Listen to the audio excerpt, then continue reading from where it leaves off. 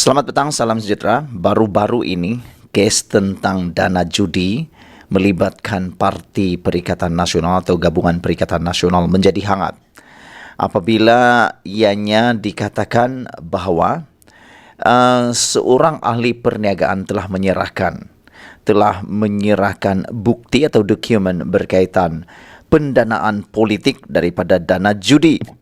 Ini menyebabkan ramai netizen mulai gembira, ada juga yang sedih, ada juga yang tak percaya, ada juga yang mengatakan macam-macam lah.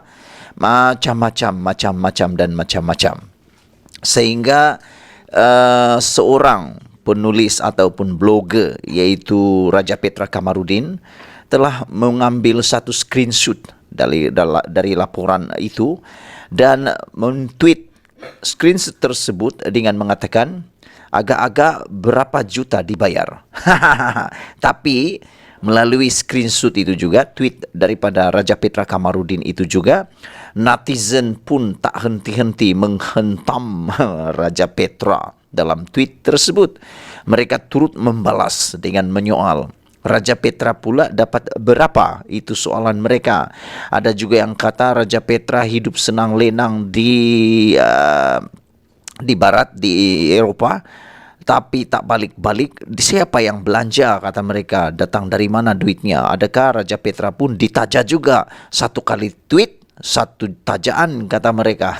Ada juga kah dana daripada orang luar, kata mereka. Raja Petra dapat berapa, kata mereka. Okeylah, kita lupakan tentang tweet Raja Petra itu. Kita lupakan tentang tweet tentang dokumen yang telah diserahkan kepada SPRM itu berkaitan dengan dana pendanaan politik semasa PRU tersebut yang mengaitkan Perikatan Nasional. Hari ini satu lagi berita yang menggemparkan kita apabila Azalina Othman Said, Menteri Undang-Undang kita, mengatakan kini PDRM LHDN teliti kes dana judi. Wah, ini satu isu yang menarik perhatian kita. Parti politik yang berdepan siasatan dakwaan jenayah termasuk dana judi tidak perlu panik. Sebaliknya perlu membiarkan agensi penguatkuasaan selain SPRM menjalankan siasatan mereka, kata Azalina Othman Said.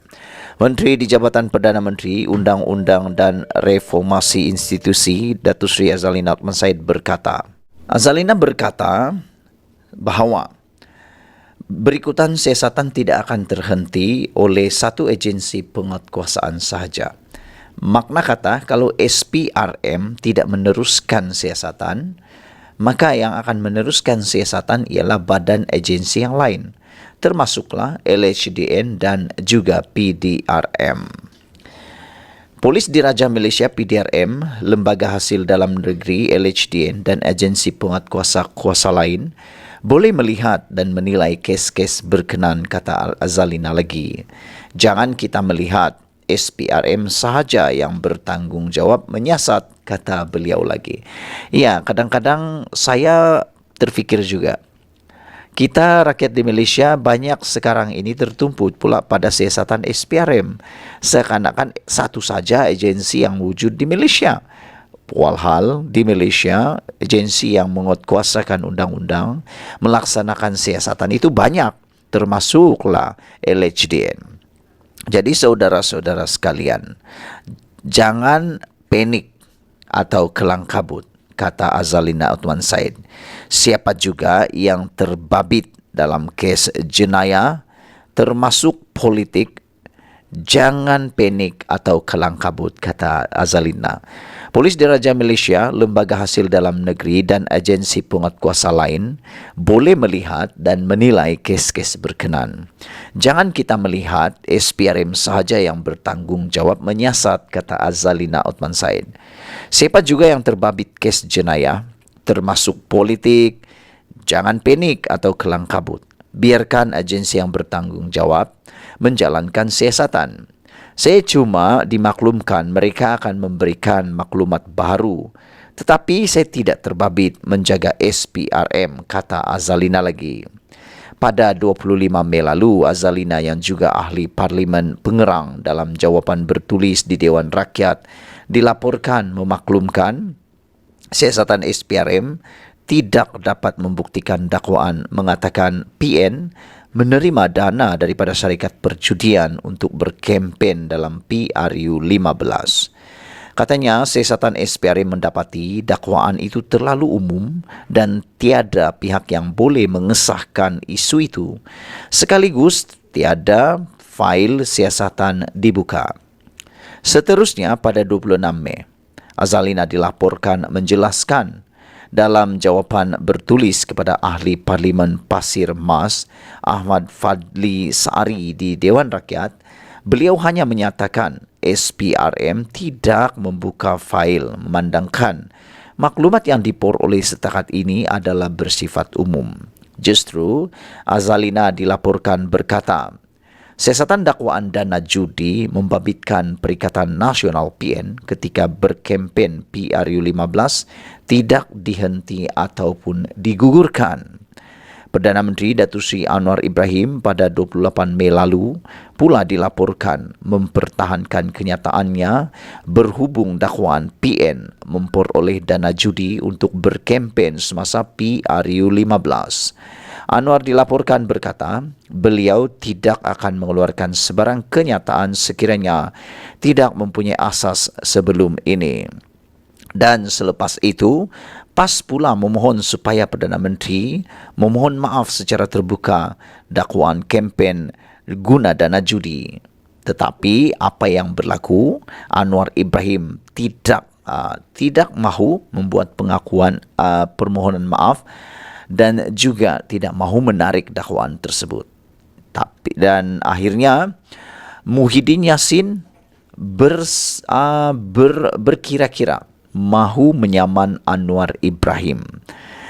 Dan apa yang berlaku seterusnya ialah saat-saat yang kita tak sangka ada ahli perniagaan menyerahkan bukti. Ahli perniagaan menyerahkan bukti atau dokumen. Ahli perniagaan menyerahkan serah maklumat dokumen dana judi PN kepada SPRM. Wow, ini betul-betul mengejutkan apabila seorang ahli perniagaan menyerahkan dokumen berkaitan dana judi PN kepada SPRM pada 30 Mei yang lepas. Ahli perniagaan itu telah menyerahkan yang didakwa mengandungi bukti berkaitan antara PN dengan syarikat perjudian. Ya, beberapa hari selepas kerajaan berkata SPRM belum membuka kertas siasatan berhubung dakwaan ekoran kekurangan bukti. Ahli perniagaan tersebut yang bernama Rashdan Yusof ke Ibu Pejabat SPRM di Putrajaya hari ini dilaporkan disoal siasat selama kira-kira 3 jam. Maklumat yang ada disokong oleh dokumen tertentu saya serahkan kepada SPRM untuk menyiasat perkara itu, katanya dipetik Free Malaysia Today. Rasdan 52 tahun menafikan ada kaitan dengan mana-mana parti politik dan NGO. Pada Disember lalu, Perdana Menteri Anwar Ibrahim membayangkan sebahagian dana yang digunakan Perikatan Nasional dalam PRU 15 adalah daripada syarikat perjudian yang terlibat dengan cabutan khas judi. Bagaimanapun, Menteri Jabatan Perdana Menteri Undang-Undang berkata ianya terlalu umum. Anwar bagaimanapun tetap berpegang teguh dengan dakwaan beliau sebelum ini kerana berkata bahawa dia tidak akan membuat dakwaan jika ia tidak berasas.